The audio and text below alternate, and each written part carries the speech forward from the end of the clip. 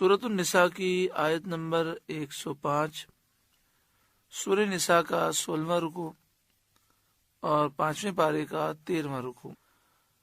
اللہ رب العالمین نے ارشاد فرمایا، انا انزلنا الیک الکتاب بالحق، اے محبوب بے شک ہم نے تمہاری طرف سچی کتاب اتاری،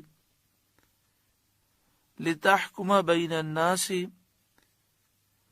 کہ تم لوگوں میں فیصلہ کرو، بما اراک اللہ، جس طرح تمہیں اللہ دکھائے، ولا تکن للخائنین خصیما، اور دغا والوں کی طرف سے نہ جھگڑو، واستغفر اللہ، اور اللہ سے معافی چاہو، ان اللہ کان غفورا رحیما، بے شک اللہ بخشنے والا مہربان ہے۔ اس آیت کریمہ کے شان نزول کے بارے میں حضرت صدر الافاضل علامہ مولانا نعیم الدین مراد آبادی علیہ رحمہ لکھتے ہیں، انصار کے قبیلے بنی ظفر کے ایک شخص طعمہ بن ابی رک نے اپنے ہمسائے قتادہ بن نعمان کی زرع چرا کر آٹے کی بوری میں زید بن سمین یہودی کے یہاں چھپائی۔ جب زرع کی تلاش ہوئی اور طعمہ پر شبہ کیا گیا تو وہ انکار کر گیا اور قسم کھا گیا۔ بوری پھٹی ہوئی تھی اور آٹا اس میں سے گرتا جاتا تھا۔ اس کے نشان سے لوگ یہودی کے مکان تک پہنچے اور بوری وہاں پائی گئی۔ یہودی نے کہا کہ طعمہ اس کے پاس رکھ گیا ہے، اور یہود کی ایک جماعت نے اس کی گواہی دی، اور طعمہ کی قوم بنی ظفر نے یہ عزم کر لیا کہ یہودی کو چور بتائیں گے اور اس پر قسم کھا لیں گے تاکہ قوم رسوا نہ ہو، اور ان کی خواہش تھی کہ رسول کریم صلی اللہ علیہ وآلہ وسلم طعمہ کو بری کر دیں اور یہودی کو سزا دیں۔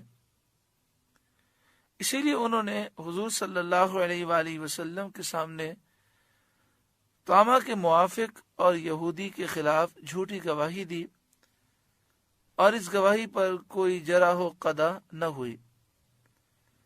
اس واقعے کے متعلق یہ آیت نازل ہوئی۔ اس آیت کریمہ کے بارے میں آپ نے شان نزول سماعت کیا، اور ہم نے یہ سماعت کیا کہ طعمہ نامی ایک شخص تھا، اس نے زرع یعنی لوہے کی جیکٹ وہ چرا لی، اور وہ اس کے ہمسائے حضرت قتادہ بن نعمان کی تھی۔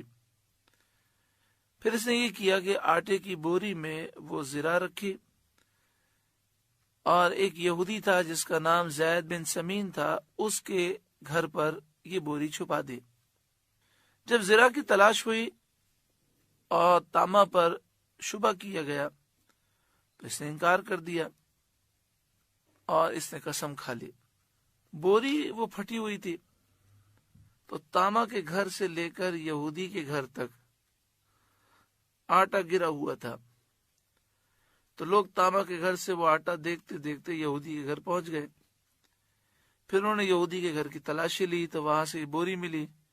اس بوری کو انہوں نے دیکھا تو اس سے زرع نکلی۔ تو یہودی نے کہا کہ مجھے تو معلوم ہی نہیں ہے، یہ تو طعمہ بوری رکھ کے گیا ہے۔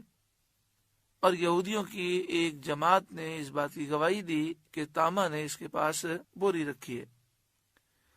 اب طعمہ کی جو قوم تھی بنی ظفر، ان کے ذہنوں میں یہ خیال ہوا کہ اس طرح ساری قوم میں ہمارے قبیلے کی بدنامی ہوگی کہ ہمارے قبیلے کے شخص نے چوری کی ہے اور جھوٹ بولا ہے۔ تو انہوں نے سوچا کہ اپنے قبیلے کو بچانے کے لیے ہم یہ کرتے ہیں کہ سب مل کر جھوٹی قسم کھاتے ہیں اور کہتے ہیں کہ یہودی چور ہے اور یہ اس بات کا الزام طعمہ پہ لگا رہا ہے۔ تو انہوں نے نبی اکرم صلی اللہ علیہ وآلہ وسلم کے سامنے طعمہ کے حق میں اور یہودی کے خلاف جھوٹی گواہی دی۔ تو اس واقعے کے متعلق یہ آیت کریمہ نازل ہوئی اور فرمایا گیا کہ بے شک ہم نے آپ کی طرف سچی کتاب اتاری تاکہ آپ لوگوں میں فیصلہ کریں جس طرح اللہ تعالیٰ آپ کو دکھائے۔ یہاں دکھائے سے مراد یہ کہ جس طرح اللہ تعالیٰ آپ کو علم عطا فرمائے اس کے مطابق آپ فیصلہ کریں۔ نبی اکرم صلی اللہ علیہ وآلہ وسلم کو جو علم دیا گیا وہ علم یقینی ہے، اور اس میں ظہور کی قوت بہت زیادہ ہے، تو علم یقینی کو قوت ظہور کی وجہ سے رویت یعنی دیکھنے سے تعبیر فرمایا گیا۔ اے محبوب، بے شک ہم نے آپ کی طرف سچی کتاب اتاری تاکہ آپ لوگوں میں فیصلہ کریں جس طرح اللہ آپ کو دکھائے۔ حضرت عمر رضی اللہ تعالیٰ عنہ سے مروی ہے کہ ہرگز کوئی نہ کہے جو اللہ نے مجھے دکھایا اس پر میں نے فیصلہ کیا، کیونکہ اللہ تعالیٰ نے یہ منصب خاص اپنے نبی صلی اللہ علیہ وسلم کو عطا فرمایا۔ یعنی حضرت عمر سے مروی یہ ہے کہ آدمی کوئی فیصلہ کرے تو یہ الفاظ نہ کہے کہ اللہ نے مجھے جس طرح دکھایا میں نے اس طرح فیصلہ کیا، کیونکہ یہ منصب اللہ تعالیٰ نے اپنے محبوب کو عطا فرمایا کہ آپ کا جو علم ہے وہ علم یقینی ہے، تو علم یقینی کو دکھانے سے تعبیر فرمایا گیا۔ آپ صلی اللہ علیہ وآلہ وسلم کی رائے ہمیشہ درست ہوتی ہے، کیونکہ اللہ تعالیٰ نے تمام حقائق اور تمام واقعات آپ کے پیش نظر کر دیے ہیں، اور دوسرے لوگوں کی رائے یہ گمان کا درجہ رکھتی ہے۔